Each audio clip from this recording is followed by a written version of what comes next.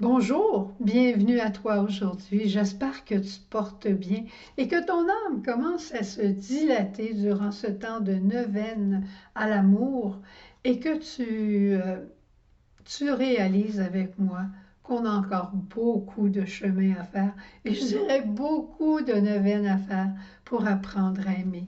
C'est l'histoire de toute une vie. Et aujourd'hui, en lisant l'Évangile de ce jour, je ne pouvais pas faire autrement que de penser à une scène que j'aime beaucoup. Peut-être que tu ne connais pas trop, mais je vais t'en parler tout à l'heure. Sainte Jeanne Jugan, la fondatrice des Petites Sœurs des Pauvres. Qu'est-ce qui m'a fait penser à ça? C'est dans l'Évangile de Saint Marc aujourd'hui, on voit cette femme, cette syrophénicienne, qui va importuner Jésus. Elle ne fait pas partie du peuple d'Israël, elle est syrophénicienne, et elle vient demander à Jésus d'expulser un démon de sa petite fille. Sa petite fille est aux prises avec ce démon.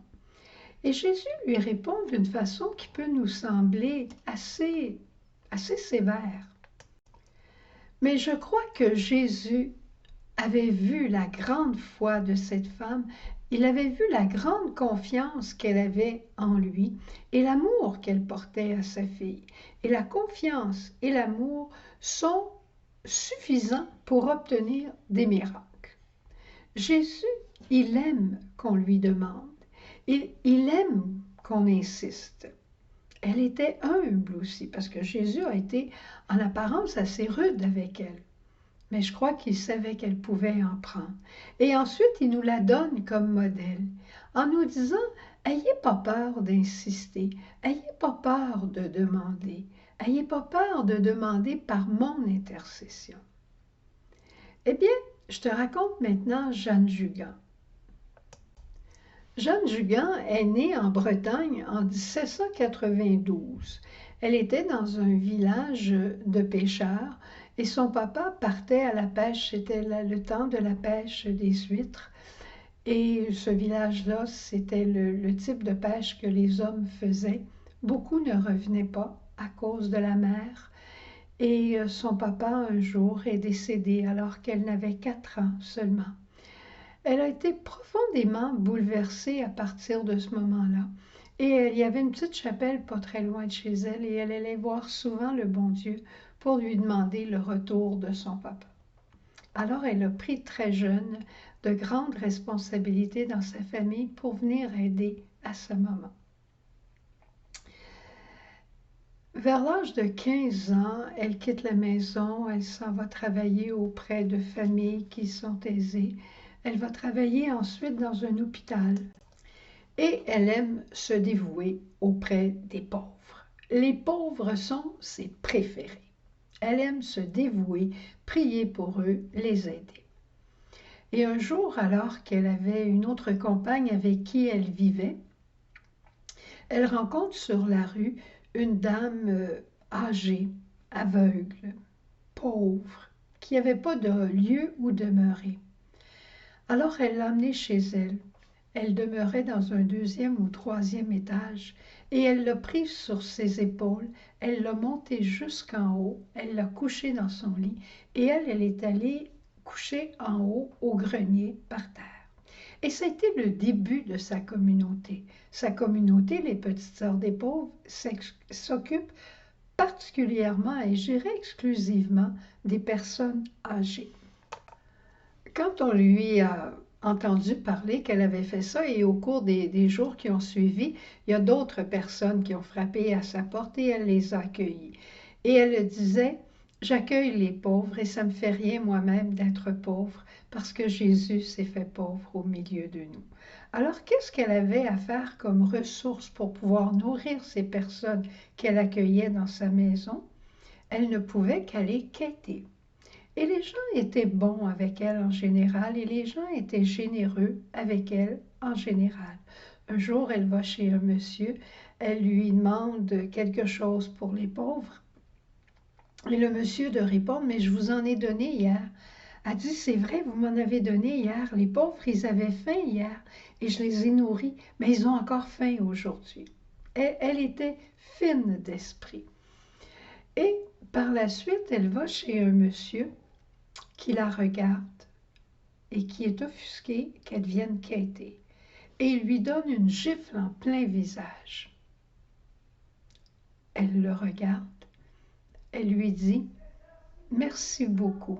Cette gifle, elle est pour moi et je la prends. Maintenant, est-ce que vous auriez quelque chose à me donner pour mes pauvres? » Alors cet homme a été profondément touché par le cœur de pauvre de Jeanne Jugan et par sa profonde humilité. Il ne s'attendait pas à une réponse comme ça. Et il est devenu un des plus grands bienfaiteurs de l'histoire des Petites Sœurs des pauvres.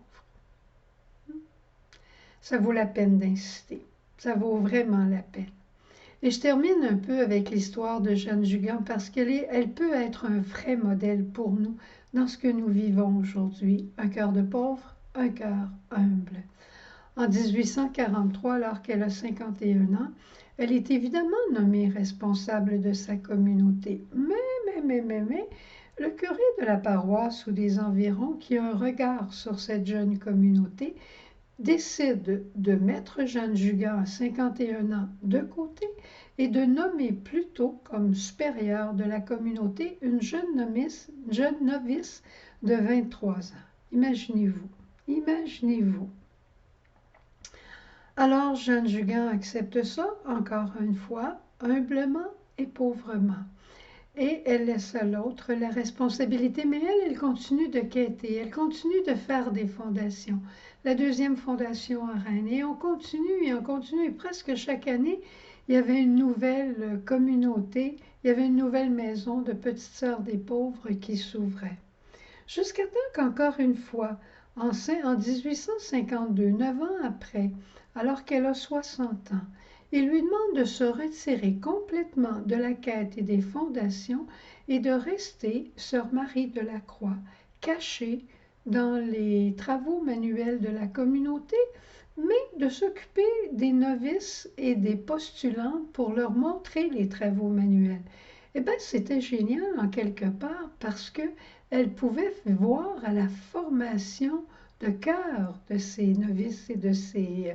Elle leur partageait toute sa sagesse, elle leur partageait toute sa bonté. Il y avait une maîtresse des novices officielle qui partageait les enseignements sur la vie consacrée, mais elle partageait l'esprit de pauvreté et l'esprit d'humilité. Et elle est décédée, je pense, à l'âge de 86 ans, si je me souviens. Et elle disait à ses filles, soyons pauvres, humbles et simples. C'est un mot de passe qui fonctionne partout. Et elle disait, dans le pauvre, tu retrouveras toujours notre Seigneur Jésus. Et rappelle-toi que les pauvres ont besoin de ton bonheur et de ta joie. Parce que les pauvres n'aiment pas les visages tristes. Ils ont assez de tristesse eux-mêmes dans leur cœur. Alors toi, sois souriante. Voilà, c'était le message que je voulais te partager aujourd'hui. C'est une grande sainte, Jeanne Jugan.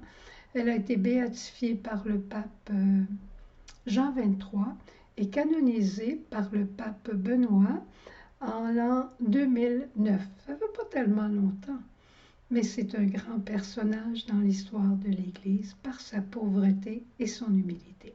Au revoir, à demain. Jésus, ma vie.